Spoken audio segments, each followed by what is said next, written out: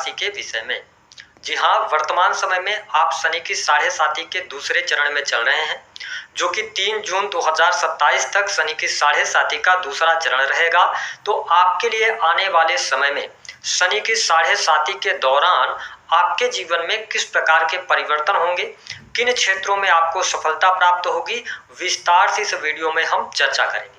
तो यदि आप मीन लग्न या मीन राशि वाले हैं तो आप इस वीडियो को अंत तक जरूर देखिएगा, और यदि आप चैनल पर पहली बार विजिट कर रहे हैं तो चैनल को सब्सक्राइब जरूर कीजिएगा, नोटिफिकेशन बेल को ऑन कीजिएगा।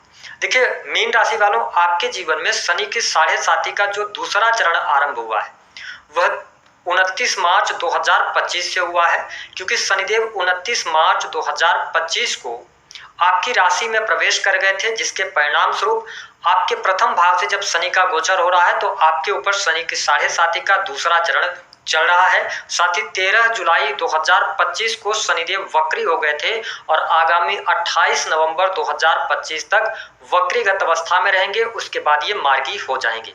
तो आइए जानते हैं कि शनि की साढ़े साथी का जो दूसरा चरण है तो बचे हुए समय में आपके जीवन में किस प्रकार की घटनाएं शनिदेव निर्मित करने वाले हैं।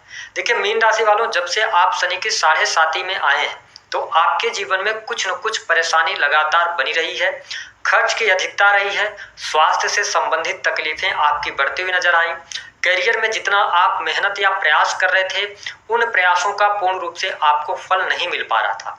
लेकिन शनिदेव भले ही वक्रीगत अवस्था में है, आने वाले समय में आप देखेंगे कि जब शनि की साढ़े साथी का दूसरा चरण चल रहा है और शनि 28 नवंबर तक वक्रीगत अवस्था में है, तो यह समय निश्चित तौर पर थोड़ा सा सावधानी रखने का जरूर रहेगा।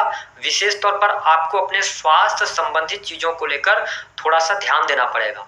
अगर आप अपनी हेल्थ का ध्यान नहीं रखते तो 28 नवंबर 2025 तक थोड़ी बहुत आपको स्वास्थ्य से संबंधित तकलीफें देखने को मिलेंगी। लेकिन 28 नवंबर 2025 के बाद जब शनिदेव का गोचर होगा तो चीजें, जब ये मार्गी हो जाएंगे तो चीजें आपके लिए आसान करेंगे।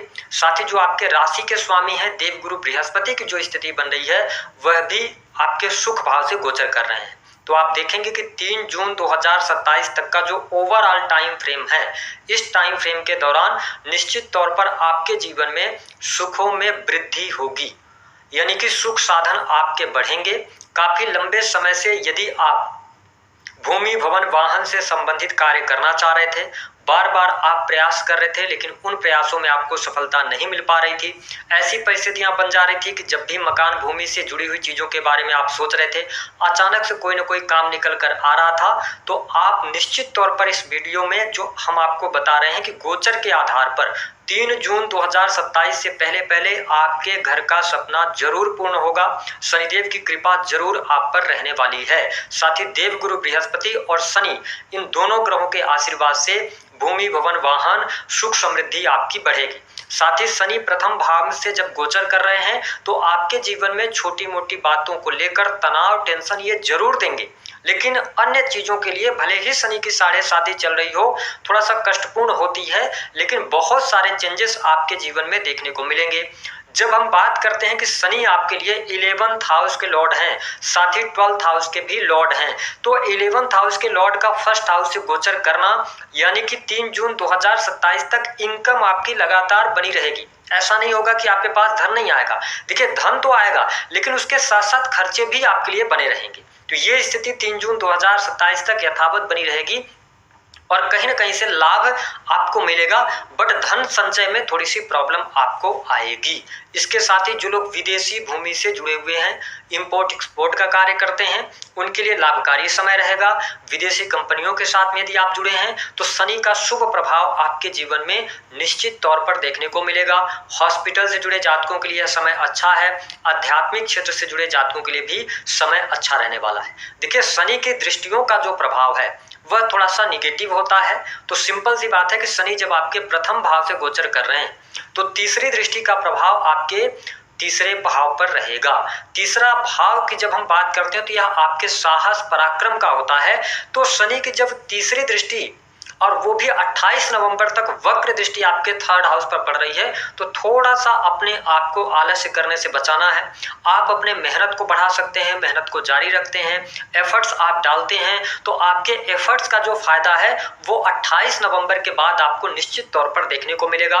साथ ही अगर देखा जाए तो ये अपने मित्र राशि को देख रहे हैं। देखिए वृषभ राशि पर अगर देखा जाए तो दृष्टि पड़ रही है, तो थर्ड हाउस में जो लोग sales, media, marketing, creative field से जुड़ा हुआ काम कर रहे हैं, तो निश्चित तौर पर अगर आपकी कुंडली में शनि की जो स्थिति है, शनि मार्गीय अवस्था में है, तो जब तक कि ये वक्री हैं यानी कि 28 नवंबर 2025 तक थोड़ा सा आपको ये चुनौतियां दे सकते हैं। छोटे भाई बहनों के स्वास्थ्य को लेकर चिंताएं दे सकते हैं या उनके साथ संबंध खराब हो सकते हैं। लेकिन 28 नवंबर के बाद से लेकर 3 जून 2027 तक का जो टाइम होगा, कहीं ना कहीं से शनि आपको लाभ देते नजर आएंगे। Sales, media, marketing, creative field से जुड़े जातकों को बेहतर परिणाम प्राप्त होते नजर आएंगे।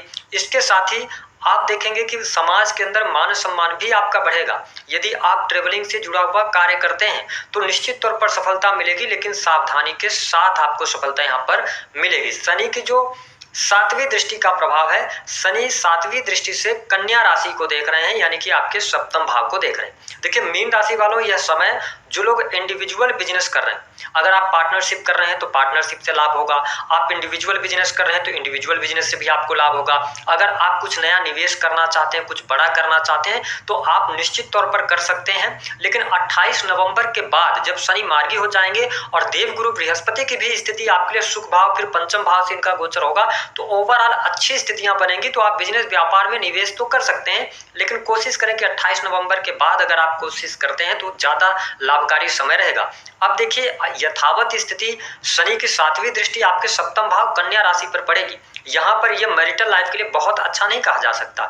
जीवन साथी के साथ में अलगाव जैसी स्थितियां बनना, क्योंकि शनि की जब दृष्टि सप्तम भाव पर पड़ेगी, और शनि देखिए नीच के प्लेनेट माने जाते हैं, ये ब्राह्मण ग्रह नहीं है।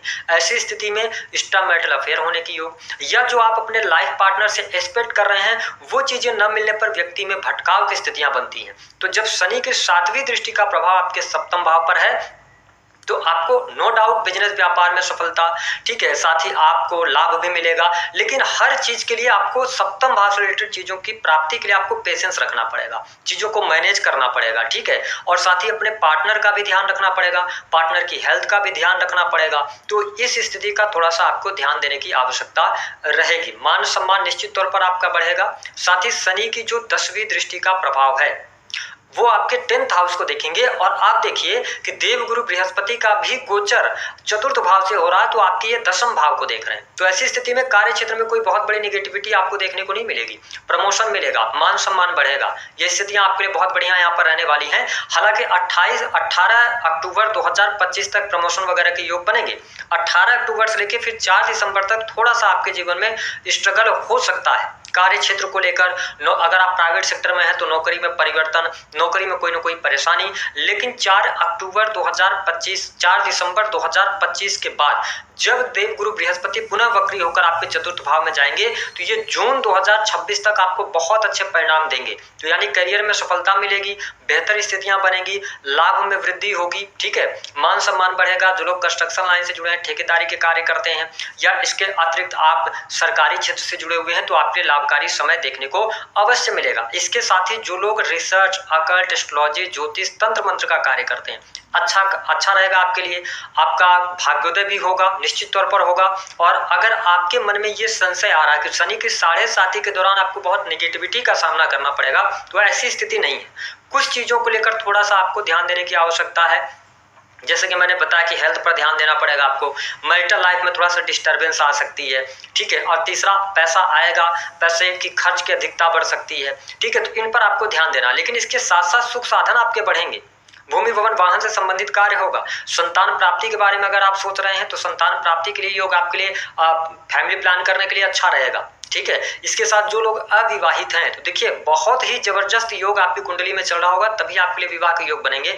अन्यथा शनि जैसे ग्रह की दृष्टि, शनि ग्रह की जब दृष्टि सप्तम भाव पर है तो मैरिज डिले हो सकती है, ये चीज देखने को मिल सकता है। इसके साथ विदेश में रह रहे लोगों के लिए अच्छा है। विदेश अगर आप यात्रा करना चाहते हैं तो बढ़िया रहेगा। अगर आप अपने बर्थ प्लेस से दूर रहकर काम कर रहे हैं तो शनि की स्थितियों के साथ में अगर देखा जाए तो 3 जून 2027 तक की स्थिति आपके लिए बेटर बनती हुई नजर आ रही है।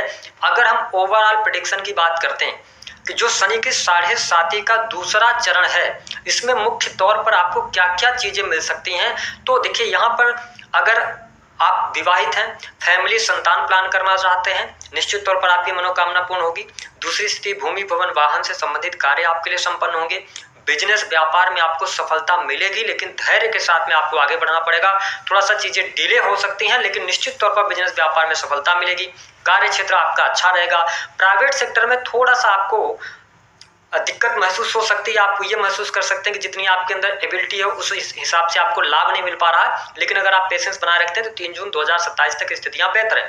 खर्चों पर नियंत्रण रखेंगे, थोड़ा सा खान पान को नियंत्रित करेंगे और अपने स्वास्थ्य को लेकर अगर आप सचेत रहेंगे तो कोई बहुत ज्यादा नेगेटिव स्थितियां आपके लिए बनती हुई नजर नहीं आ रही हैं। शनिदेव जी के आशीर्वाद से आपके तमाम कार्य जरूर पूर्ण होंगे। उपाय क्या करना है, देखिए जब शनि की 7.5 चलती है तो आपको अपने कर्मों को अच्छा करना चाहिए, पहली बात ही। दूसरा कि आप छोटे बच्चों के साथ में टाइम स्पेंड करना शुरू कर दें, बुजुर्गों की आप सेवा कर सकते हैं, ठीक है। या आप किसी बीमार व्यक्ति को, अगर आप मीन लग्न या मीन राशि के, तो आप किसी बीमार व्यक्ति को आप उसके लिए दवाएं खरीद के दे सकते हैं। अगर आप इन छोटे छोटे उपायों को करते हैं, बाकी आप मंगलवार शनिवार के दिन आप शनि मंदिर जाइए, हनुमान जी के मंदिर जाइए, हनुमान जी के दर्शन करते रहिए।